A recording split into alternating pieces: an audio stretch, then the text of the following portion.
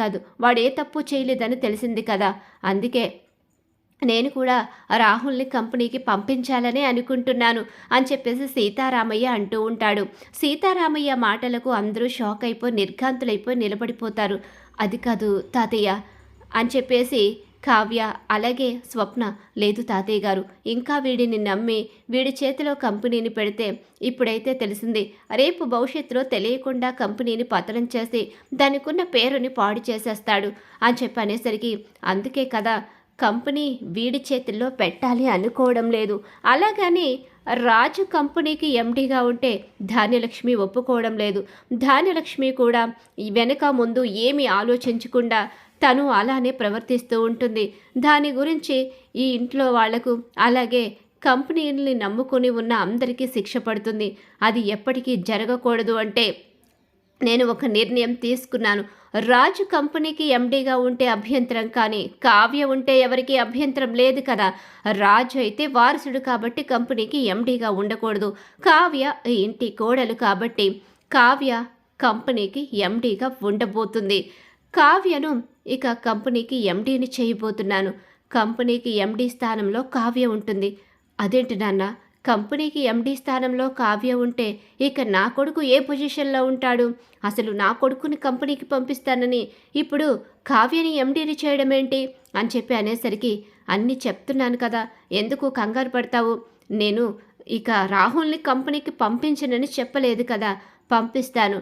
కానీ రాహుల్ ఒకప్పట్లా ఎంప్లాయీ కాదు, అలాగే ఇక ఎండీఈ కాదు.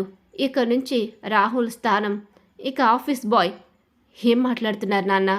అవును, ఆఫీస్ బాయ్గా రాహుల్ కంపెనీలో ఉండబోతున్నాడు. ఇక నుంచి రాహుల్కి అదే స్థానాన్ని ఇవ్వబోతున్నాను. నిజమే, ఈ ఇంటి మనవళ్లతో సమానంగా పెంచాను. నా చిన్న మనవడు బయటికి వెళ్ళిపోయి వాడి బ్రతుకు వాడు బ్రతుకుతున్నాడు. వాడు ఎలా బ్రతుకుతున్నాడో, ఏ రకంగా కష్టపడుతున్నాడో ఎవరికీ తెలియదు. రాజు ఇక్కడ ఉన్నా ఇక ఎవరూ లేనట్టుగా ఒంటరిగా కంపెనీకి వెళ్ళే హక్కు లేకుండా బ్రతుకుతున్నాడు. అలాంటప్పుడు ఇక రాహుల్ కూడా అలానే ఉండాలి కదా.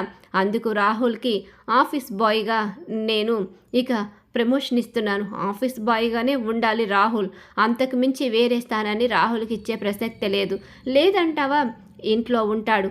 ఇంట్లో ఇంటి పనులు చేస్తూ అందరికీ సహాయం చేస్తూ ఉండాలి. వారెండిట్లో ఏదో ఒకటి రాహుల్ చేయడమే తప్ప ఒకప్పట్లో రాహుల్ని కూర్చోబెట్టి పెంచడం, అలాగే నిన్ను ఈ ఇంటి మహారాణిలా చూడడం కుదరదు. నీ కొడుకు తప్పు చేయకుండా బయటకు వచ్చాడని విర్రవీగుతున్నావు. నీ కొడుకు బయటికి రావడానికి కారణం నా మనవడు రాజని నాకు తెలుసు. వాడు తెలియకుండా వెనుకుండి నీ కొడుకును బయటికి తీసుకొచ్చాడన్న విషయం నాకు తెలుసు, నీకు తెలియకపోవచ్చు. ఇక కావ్యను ఎండీ స్థానంలో కూర్చోబెడితే కంపెనీ పరువుని, కంపెనీ రెప్యుటేషన్ని కాపాడుతుంది.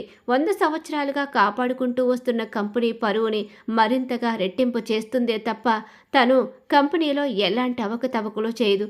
ఒకవేళ వీడు ఆఫీస్ బాయ్గా ఉండి పిచ్చి పిచ్చి వేషాలు వేయాలని చూసినా వీడి తోక కత్తిరిస్తుందే తప్ప ఎట్టి పరిస్థితిలోని కూడా ఇక వీడిని అక్కడ మాత్రం ఇక ఎలాంటి తప్పుడు పనులు చేయకుండా కాపలా కాసుకుంటుంది. రాజు అయితే వీడి మీద ఉన్న గుడ్డి నమ్మకంతో రాజు పట్టించుకోకుండా తప్పులు జరుగుతూ ఉన్నా సరే ఇక తాతయ్య కోసం అంటూ అవి కడుపులో దాచుకుంటూ ఉంటాడు. వీడికి బుద్ధి రాదు, వీడు చేస్తున్న తప్పులు ఆగవు. అందుకనే వీడికి శిక్ష వేస్తున్నాను. ఇష్టమా కష్టమా, నీకు ఇష్టమైనా కష్టమైనా నేను చేసేది ఇదే.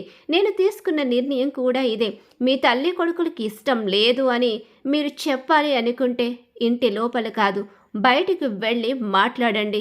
మీరు బయటికి వెళ్ళి మాట్లాడినా నాకు అభ్యంతరం లేదు. వెళ్ళిపోవాలి అనుకుంటే ఈ ఇంట్లోంచి నిరభ్యంతరంగా వెళ్ళిపోవచ్చు. నేను ఆపడానికి కూడా సిద్ధంగా లేను. నేనేమైపోతానో అన్న భయంతో రాజు మౌనంగా ఉంటున్నాడు.